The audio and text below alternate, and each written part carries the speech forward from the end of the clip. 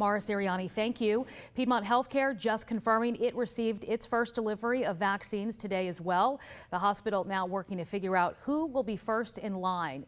It has 11,000 high-risk frontline workers, but there's not enough vaccine to go around right now. Piedmont's shipment is thanks to the 16,000 doses that went to the Gwinnett, Newton, and Rockdale Counties Health Department yesterday. They were the first doses to arrive here in the metro. About 6,000 went to Georgia's coast on Monday, and the remaining 60,000 are being delivered in the coming days throughout Atlanta and the rest of the state.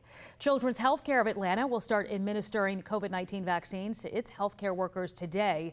The hospital receiving its first batch of vaccines yesterday, even sharing these photos of the special delivery on social media.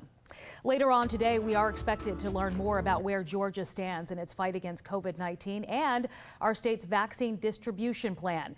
Governor Brian Kemp and Public Health Commissioner Kathleen Toomey will hold a briefing at 4 this afternoon at Grady Hospital in Atlanta, where Toomey and an ICU nurse are expected to get vaccinated. We'll stream it live on both 11alive.com and our YouTube page.